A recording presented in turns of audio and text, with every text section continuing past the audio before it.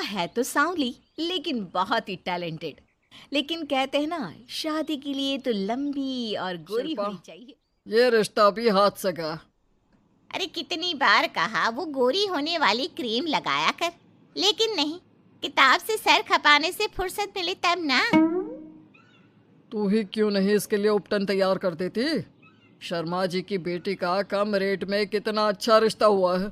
इसकी तो उम्र के साथ ही लड़के वालों की डिमांड भी बढ़ी जा रही शिल्पा को है। ये बातें अब बुरी नहीं लगती थी। लगे भी क्यों, बचपन से सुन जो रही थी वो ये सब कुछ। उसके लिए ये तो मात्र एक कान से सुनना और दूसरे कान से निकाल देने वाली बात थी। फिर एक रोज, पापा पापा मेरी नौकरी लग गई है। वाह, अच्छा। कहाँ बेटा? न्यूज़ चैनल में पापा, खबरों को लिखना हाँ, होगा। वैसे भी तेरे जैसी सांवली शक्ल की लड़की को कौन पर्दे पर आने देगा, क्यों?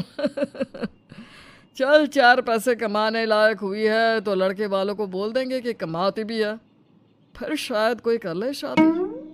हाँ सही कह रहे हैं। वैसे बेटा कल शाम को एक लड़का और आने वाला है, उसे भी देख लेना। शिल्पा को इस बार गुस्सा आ जाता है। अच्छे न्यूज़ चैनल में नौकरी लगने की खुशी भी माँ पापा के चेहरे पर नहीं दिखती। अगले रोज ऑफिस से शिल्पा घर आती है तो सामने बैठा होता है हिमांशु। हिमांशु शिल्पा को देखता है तो पहली नज़र में तो वो उसे पसंद नहीं आती, लेकिन फिर भी फॉर्मेलिटी। हाँ, ओके, तो क्या शौक है तुम्हारे और खाने में क्या क्या बना लेती हो? मुझे पढ़ने लिखने का शौक है, खाना बनाना नहीं आता, बिल्कुल भी नहीं आता। पर फिर भी क्योंकि ये रिवाज है कि बहू को खाना बनाना होता है तो थोड़ा बहुत बना लूँगी, लेकिन उतना ही वक्त किचन को दे पाऊँगी जितने में मेरा काम, मेरी नौकरी सफ़र ना हो। बाकी भूख तो तुमको भी लगती होगी, तो खाना बनाने की जिम्मेदारी दोनों की ही होगी, है ना? शिल्पा बोले जा रही थी। अब तक जिन लड़कियों से हिमांशु मिला था, शिल्पा उन सब से अलग थी। वो ऐसी ही तो लड़की चाहता था। शिल्पा से बात करने के बाद, ठीक है, फिर शादी 2 महीने बाद करेंगे। वो क्या है ना, खाना बनाना भी तो सीखना होगा ना। मुझे मंजूर है। शिल्पा को भी हिमांशु अच्छा लगने लगता है। दोनों की शादी के बाद से ही हिमांशु का परिवार शिल्पा के रंग को लेकर कई बातें बनाता। क्या बात है हिमांशु, क्या कमी हो गई थी जो ऐसी काली सी बहू ले आया? काली काली तो नहीं है। हाँ, मेरी शिल्पा का रंग हल्का सांवला है। वैसे आप तो कृष्ण की भक्त हैं, जानती है ना, उनका रंग भी सांवला था। अब सांवले रंग के कृष्ण की पूजा, तो सांवली मेरी बीवी खराब कैसे? बात तो सही भी थी। क्यों सांवला रंग खराब माना जाता है? शिल्पा पति का तर्क सुन रही थी। थोड़ी देर के बाद, क्या बात है, शब्दों का जादू आ गया। क्या तर्क दिया आपने सांवले रंग के समर्थन में? तो क्या तुम ही पत्रकार हो? अरे तुम्हारा पति भी कम नहीं है। शिल्पा रोज एक नई तरक्की छू रही थी। तो कभी बड़े बड़े लोगों का इंटरव्यू। एक दिन, सुनो, आज का दिन बहुत खास है, मैं मुख्यमंत्री जी का इंटरव्यू लेने जा रही हूँ। अरे वाह, क्या बात है, सही है यार। तभी ससुर आ जाते हैं। बहू, थोड़ा मेकअप भी कर लेना, वरना काली काली फोटो सब जगह आएगी। अरे हम तो शर्म के मारे किसी को दिखाते भी नहीं कि ये हमारी बहू है। न जाने क्या कमी थी। अरे वो शारदा दीदी की बहू देखो, कैसे मक्खन की तरह गोरी है। और नताशा, वो तो ऐसे लगता है जैसे भगवान ने दिल खोल कर रंग दिया है उसको। अरे माँ, आजकल रंग नहीं बुद्धि का जमाना है। हाँ, तो वो दोनों कहाँ पागल है, अच्छा खासा घर देख रही है। शिल्पा को ससुर की बात पर गुस्सा तो आता है, लेकिन वो मूड खराब नहीं करना चाहती। वो तो बस तैयारी करती है कि जल्दी से अच्छा सा मुख्यमंत्री का इंटरव्यू हो जाए। होता भी यही है। शिल्पा जब शाम को घर आती है तो, अरे चाची, बुआ, फूफा जी, कैसे हैं आप सब? कैसे आना हुआ? शिल्पा को आसपास के लोग भी देख रहे थे। वो भी जानती थी कि उसने जो इंटरव्यू किया वो कितना वायरल हो रहा है। अरे बहू, बड़े लायक हो तुम। औरत होकर दुनिया की इतनी जानकारी, कितनी समझ है तुम्हारे अंदर। वाह वाह बहू, तुमने तो हम सबका सीना गर्व से चौड़ा कर दिया। सास ये सब देखकर सोच रही थी कि भाई ऐसा भी क्या हो गया, इन्होंने तो बहू को हीरो बना रखा है।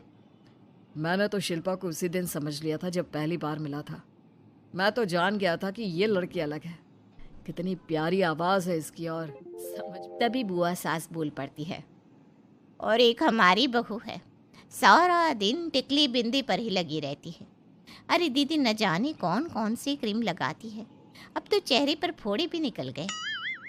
कितनी बार कहा कुछ पढ़ाई आगे करके दुनिया में नाम कमाओ, लेकिन नहीं, बस सारा दिन शीशे के सामने खड़ी रहेगी।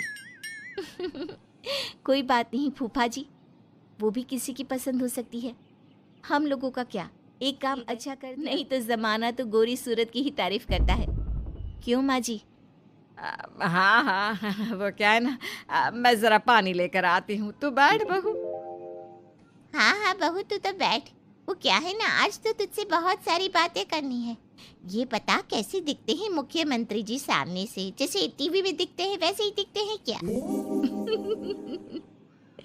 आए दिन लोग शिल्पा से मिलने आते, उसे अपने स्कूल या दूसरी जगह पर चीफ गेस्ट बनाते।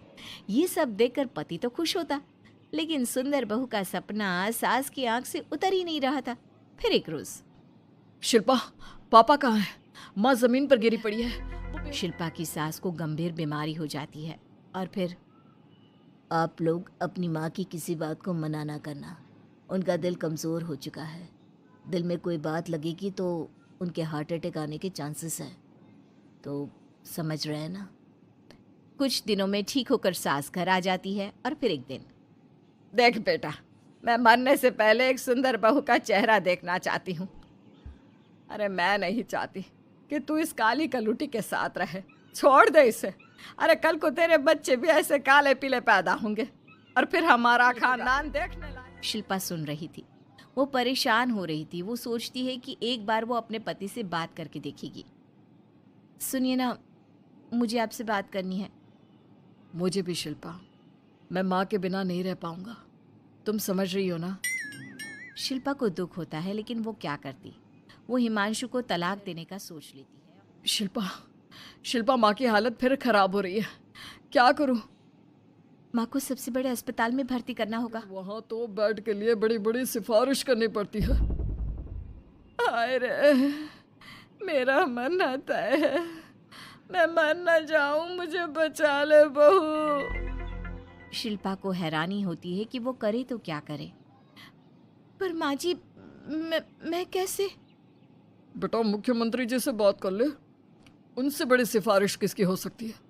तू बोलेगी तो शायद तेरी सास की जिंदगी बच जाएगी। सिफारिश शिल्पा सास को बड़े अस्पताल में भर्ती करवा देती है, जहाँ लंबे समय बाद सास ठीक होती है। लेकिन इस बीच एक दिन भी शिल्पा उन्हें देखने नहीं जाती।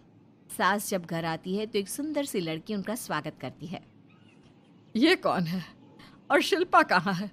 मुझे तो मेरी बहू ही चाहिए। माँ, कैसी बात कर रही हो? तुम्ही ने कहा था ना कि शिल्पा काली है और तुम्हें काली बहू नहीं चाहिए। ये रीना है। नहीं नहीं, मुझे माफ कर दो, मुझे तो मेरी शिल्पा बहू ही चाहिए। उसी के कारण आज मेरी जान बची है। मैं नहीं समझ पाई कि सुंदर शक्ल से ज्यादा सुंदर दिल और आचरण होना चाहिए। लेकिन अब क्या, अब तो देर हो चुकी थी। हिमांशु भी जानता था कि आत्मसम्मान वाली शिल्पा अब उसकी जिंदगी में अब तो शिल्पा को वे लोग बड़े बड़े चैनल की स्क्रीन पर देखते और अफसोस करते। शिल्पा चाहती तो कभी तुम्हारे लिए सिफारिश नहीं करती। अब तो आसपास के लोग भी घर नहीं आते। लोगों को लगता है कि शिल्पा ने हम लोगों को छोड़ा क्योंकि हम उसके लायक नहीं थे। बोल रही है माँ, हम ही तो उसके लायक नहीं थे। शिल्पा जैसी समझदार, पढ़ी लिखी, दुनिया की समझ रखने वाली लड़की को मैंने छोड़ा, सिर्फ आपके कहने पर। अब ये गोरी लड़की आपकी बहू हो सकती है, लेकिन मेरी बीवी कभी नहीं। हिमांशु वहां से चला जाता है।